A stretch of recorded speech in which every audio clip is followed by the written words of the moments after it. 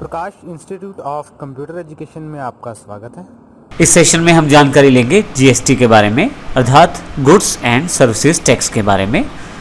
यदि आप अपना व्यवसाय करते हैं या बिजनेस करते हैं, या यदि आप अकाउंट सेक्शन में जॉब करते हैं, प्रोफेशनल अकाउंटेंट हैं, भारत में क्वेश्चंस की जानकारी लेंगे जिनके आंसर आपको जानने ज़रूरी हैं। आइए सबसे पहले जानकारी ये प्राप्त करें कि हम इस सेशन में क्या क्या सीखने वाले हैं। जैसा कि मैंने आपको बताया, हमारा ये पूरा का पूरा सेशन जीएसटी अर्थात गुड्स एंड सर्विसेज टैक्स के ऊपर उपलब्ध है, तो हम इसमें काफ़ी सारे क्वेश्चंस को कवर करने वाले हैं। सबसे पहला क्वेश्चन इसमें है, इंडियन बिजनेस सिनेरियो में जीएसटी किस तरह से आने वाला है। दूसरा क्वेश्चन हमारे पास है, टैक्सेशन सिस्टम इंडिया में किस प्रकार का है और जीएसटी से आने से वो किस प्रकार से चेंज होने वाला है। तीसरा क्वेश्चन हमारे पास, कौन कौन से टैक्सेस इंडिया में इस वक्त उपलब्ध हैं। चौथा, जो सबसे important part, what is GST, GST आखिर है क्या। पांचवा पार्ट हमारे पास है, GST implementation in India, Bharat में जीएसटी को इंप्लीमेंट किस प्रकार से किया जाएगा, इसको हम देखेंगे। छठा question, dual taxation system in India, अर्थात जीएसटी का जो प्रारूप भारत के लिए तैयार किया गया है वो किस प्रकार से कार्य करेगा। मैं आपको पहले से बता दूं कि भारत में जो जीएसटी लागू होने वाला है वो ड्यूल टैक्सेशन सिस्टम के साथ उपलब्ध होगा। इसकी पूरी जानकारी हम इस क्वेश्चन के साथ लेंगे। सातवां पॉइंट जो हम डिस्कस करेंगे, यदि आप भारत में कोई व्यवसाय बिजनेस करते हैं या किसी प्रकार की सेवा प्रदान करते हैं तो आप अपने आप को जीएसटी के अंतर्गत किस प्रकार से रजिस्टर करवा सकते हैं। आठवां क्वेश्चन हमारे पास रहेगा, जीएसटी इनपुट टैक्स क्रेडिट किस प्रकार प्राप्त किया जाए। नौवां क्वेश्चन, आज जो ऑलरेडी हमारे पास टैक्स सिस्टम इंडिया में उपलब्ध है उससे जीएसटी में क्या भेद है, अर्थात जो पहले सिस्टम है और जीएसटी आने के बाद क्या अंतर रहेगा। अगर हम पुराने टैक्सेशन सिस्टम को हटा के नया टैक्सेशन सिस्टम जैसे जीएसटी लाने वाले हैं भारत में, तो जीएसटी के क्या क्या बेनिफिट्स होने वाले हैं, जीएसटी के रेट्स क्या होने वाले हैं। फिर हम देखेंगे जीएसटी को अकाउंट्स में जर्नल एंट्रीज के द्वारा किस प्रकार से रिकॉर्ड किया जा सकता है। फाइनली इस सीरीज में जीएसटी के रिटर्न्स और पेमेंट्स की जानकारी ऑनलाइन किस प्रकार से आप भर सकते हैं।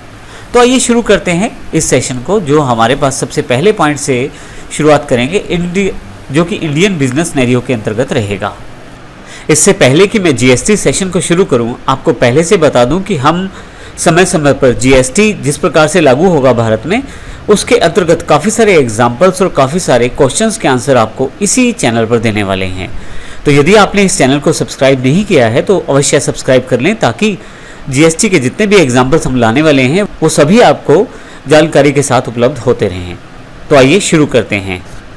तो आइए जीएसटी को सबसे पहले अच्छी तरह से समझने के लिए हम ये जानकारी ले लेते हैं कि इंडियन बिजनेस सिनेरियो है क्या, अर्थात भारत में बिजनेस किस प्रकार से किया जाता है या कौन कौन से प्रारूप उपलब्ध हैं यदि भारत में कोई काम आप करते हैं प्रोफेशनल या बिजनेस के रूप में। सबसे पहले बात करते हैं मैन्युफैक्चरर्स। मैन्युफैक्चरर्स वे लोग हैं जो कुछ बनाते हैं, अर्थात प्रोडक्शन करते हैं किसी चीज़ की।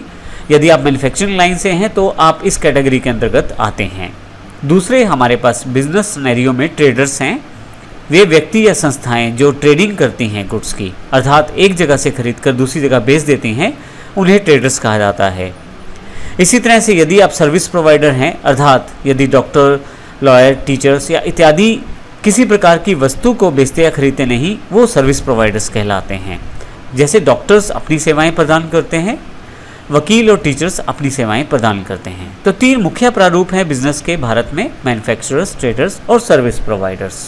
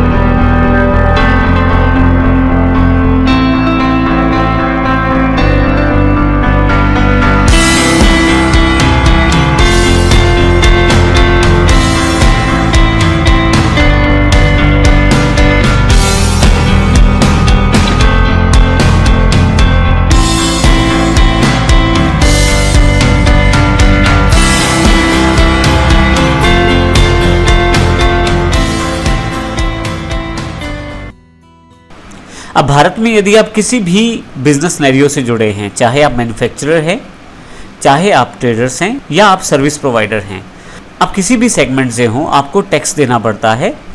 भारत में टैक्स सेंट्रल गवर्नमेंट और स्टेट गवर्नमेंट दोनों के द्वारा प्राप्त किया जाता है। अर्थात आप चाहे मैन्युफैक्चरिंग करते हैं, किसी गुड्स की प्रोडक्शन करते हैं, या आप ट्रेडिंग करते हैं अर्थात माल को खरीदते या बेचते हैं, या आप किसी प्रकार की सेवाएं प्रदान करते हैं, तो सेंट्रल गवर्नमेंट के कुछ टैक्सेस आप पे रहते हैं और स्टेट गवर्नमेंट के कुछ टैक्सेस आप पे रहते हैं। आइए देखते हैं किस प्रकार से टैक्सेस आपके ऊपर लगते हैं। सभी इंडियन बिजनेस सिनेरियो की बात की जाए तो 15 से ज़्यादा टैक्स भारत में केंद्र सरकार और राज्य सरकार अर्थात सेंट्रल और स्टेट गवर्नमेंट के द्वारा लगाए जाते हैं। सबसे पहले बात करते हैं सेंट्रल गवर्नमेंट के द्वारा लगाए जाने वाले टैक्सेस की। Custom duties, central excise, service tax, surcharge इत्यादि सेंट्रल गवर्नमेंट के द्वारा कलेक्ट किए जाते हैं। इसी तरह से स्टेट गवर्नमेंट के जो टैक्सेस हैं, वैट अर्थात वैल्यू एडिड टैक्स, ऑक्ट्राई या स्टेट एक्साइज, CST अर्थात सेंट्रल सेल्स टैक्स, और भी अलग अलग तरह के टैक्सेस स्टेट गवर्नमेंट के द्वारा बिजनेस पे लगाए जाते हैं। जैसा मैंने पहले बताया कि भारत में 15 से ज़्यादा टैक्सेस सेंट्रल या स्टेट गवर्नमेंट के द्वारा लगाए जाते हैं। तो यहाँ हम पूरी तरह से समझेंगे कि टैक्सेस किस प्रकार से लगाए जाते हैं। भारत में टैक्सेस जो हैं वो आपके अपने राज्य और दूसरे राज्य के व्यापार पे भी निर्भर करते हैं। जैसे हम इसको इस उदाहरण से समझेंगे, यदि आप मैन्युफैक्चरर हैं, ट्रेडर हैं या सर्विस प्रोवाइडर हैं, और यदि आप अपनी सेवाएं, अपनी मैन्युफैक्चरिंग या अपनी जो ट्रेडिंग रखते हैं वो अपनी ही स्टेट के अंदर रखते हैं। हम उदाहरण हरियाणा और पंजाब का लेते हैं। मान लीजिए मैं मैन्युफैक्चरर हूँ या ट्रेडर हूँ या सर्विस प्रोवाइडर हूँ और हरियाणा से ही संबंधित हूँ, तो कुछ भी मैं हरियाणा में ही डीलिंग करता हूँ तो इंट्रा स्टेट डीलिंग कहलाती है। उस पर जो टैक्सेस रहते हैं वो मुख्यतः स्टेट गवर्नमेंट के द्वारा प्राप्त किए जाते हैं। परंतु जैसे ही आप किसी दूसरी स्टेट में अपनी सेवाएं प्रदान करते हैं या अपनी गुड्स को बेचते हैं तो वो इंटर स्टेट डीलिंग्स कहलाती हैं।